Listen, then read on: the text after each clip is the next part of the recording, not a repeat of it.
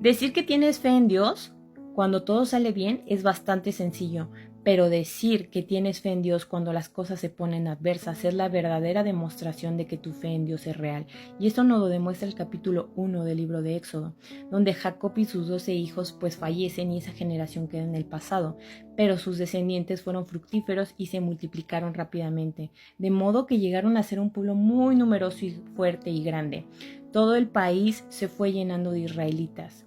Esto nos habla de la gracia de Dios y cómo Él es fiel a sus promesas y a sus planes, porque Él le prometió a Abraham, a Isaac y a Jacob que tendrían descendencia numerosa, y así fue. Pasado el tiempo subió al trono de Egipto un nuevo rey que no se sintió comprometido con los descendientes de José. Y es que este rey representa la clásica conducta humana tendiente al mal, donde hay egolatría, donde él creía que si no había visto lo que José y lo que Dios había hecho en su vida directamente, no tenía un compromiso con ellos, donde la egolatría te dice que tú eres lo más superior, lo más importante, porque no necesitas de Dios, donde la egolatría te dice que todo lo que tú tienes te representa y te da un valor, por lo tanto debes de preservarlo y cuidarlo. Por esa razón es que este faraón le dice a su pueblo: estos israelitas se han convertido en un peligro para nosotros porque son demasiados, tenemos que buscar la manera de ponerle fin a esto. De otro modo, en caso de guerra, podrían aliarse con nuestros enemigos, pelear contra nosotros y escapar del país. Nos habla de que el faraón tenía miedo de perder todas las cosas que tenía porque creía que eso definía su valor como persona, porque ese era su ego hablando, y además él estaba siendo un fiel agente del mal, de la agenda malvada. Por esa razón la Biblia no se equivoca cuando nos dice que de lo que sale de la boca es porque del corazón emana. La manera más sencilla para darte cuenta si una persona viene de parte del bien o del mal es escuchando lo que sale de su boca, porque de eso está lleno todo su corazón. Entonces los egipcios esclavizaron a los hebreos y les pusieron capataces muy crueles. Estos les asignaron la dura tarea de edificar las ciudades de Per-Atum y Ra-Meses, que son ciudades destinadas al almacenaje de provisiones, y estas ciudades eran destinadas también a dioses paganos, al dios Atum y al dios Ra. Pero cuanto más los oprimían los egipcios, más se multiplicaban los israelitas. Los egipcios estaban alarmados. Y es que los egipcios, o en este caso Faraón, no estaba peleando contra simples israelitas, estaba peleando contra la mano de Dios. Y contra Dios nadie gana, porque Dios es supremo, es soberano, es todopoderoso. E hicieron aún más amarga la esclavitud de los hebreos. Los obligaron a trabajar durante largas jornadas en los campos y a cargar pesadas cargas de ladrillo y mezcla. Fíjense cómo funciona el mal. El mal, como no puede atacar directamente a Dios, pues ataca a las creaciones de Dios. ¿Y qué manera de atacar tiene? Tiene la siguiente: te llena de pesadas tareas y cargas. Muchos creyentes dicen amar y creer en Dios, pero solo se acuerdan de él los domingos o los sábados cuando van a la iglesia. Pero de ahí en fuera, de lunes a viernes tal vez, toda su agenda está completamente saturada de actividades. Desde que amanecen, lo primero que hacen es revisar sus notificaciones, perturbar su mente con todas las actividades que tienen que hacer. Acaba el día, ya están cansados, ya no leyeron su Biblia, ¡pum!, se desconectaron de Dios. Porque así es como nos han tenido por mucho tiempo. Nos empiezan a saturar de actividades. ¿Para qué? Para que no podamos tener un momento de comunión con Dios. Y si tú pierdes tu momento de comunión con Dios, ¿qué pasa? Pierdes tu humanidad.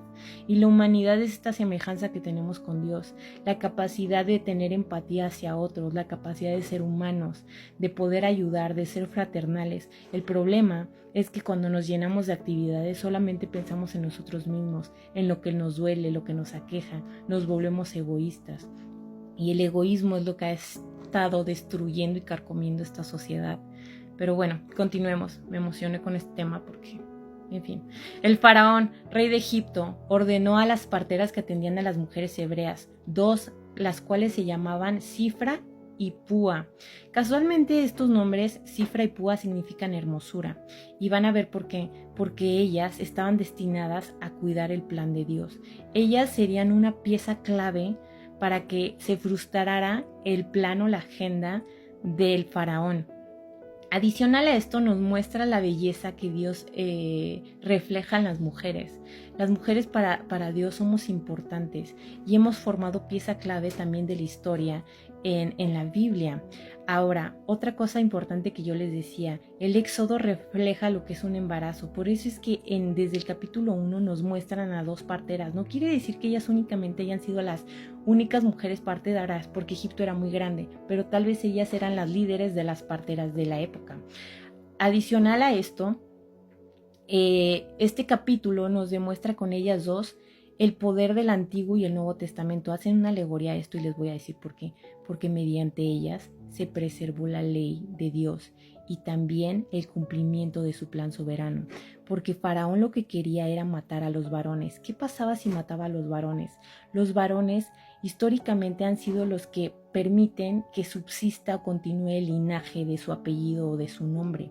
Si ellos mataban a todos los niños hebreos, obviamente no hubiera llegado Jesús.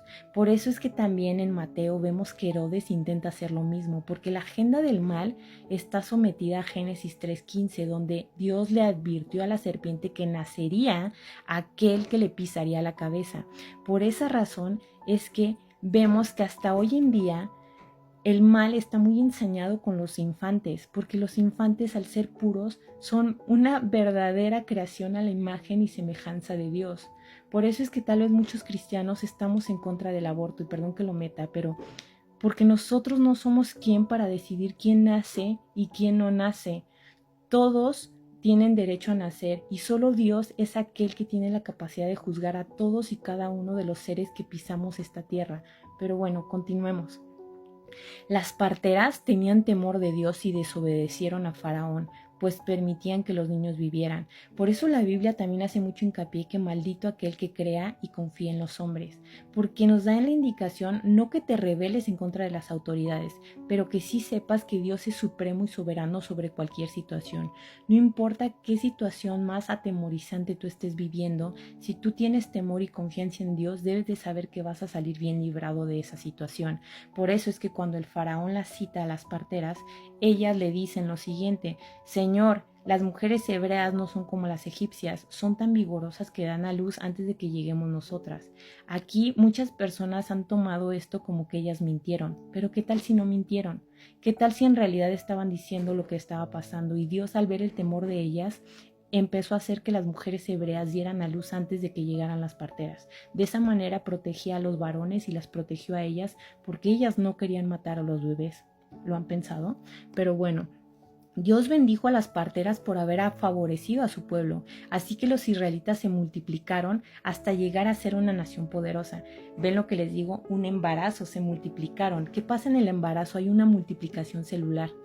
Y como las parteras tuvieron temor de Dios, Él permitió que ellas tuvieran muchos hijos. Entonces el faraón ordenó a su pueblo que echara al río Nilo a todo niño hebreo que naciera, pero que las niñas las dejaran con vida. Y es bien curioso porque miren, la matanza de los niños iba a ser a través del río Nilo, a través de agua, y la salida de Egipto iba a ser a través de agua. Vean cómo los patrones de Dios no fallan. Y al final, este capítulo nos da una gran enseñanza. Pese a que el mal quiera ponerte obstáculos en el camino, si tú confías en Dios y pones toda tu fe en Él, debes de saber que Dios utilizará esos obstáculos como ladrillos para hacerte que subas en el camino que Él tiene preparado para ti. Así que hoy te invito a que si tienes muchas actividades que tal vez están perturbando tu conexión con Dios, hagas una pausa y te reconectes con Él. Comienza a orar. Y las oraciones no tienen que ser grandes letanías de 20, 30 minutos. Pueden ser microoraciones diarias de 1 minuto de: Dios, antes de salir a carretera, por favor, protégeme. Y bueno, espero este video te haya agradado. Si te gustó, por favor, déjame en los comentarios tus opiniones para también yo ir mejorando y ayudarte a que puedas crecer más en tu conexión con Dios. Dios te bendiga. Buenas noches. Es que siempre lo hago de noche. Una disculpa. Buenos días. Nos vemos. Bye.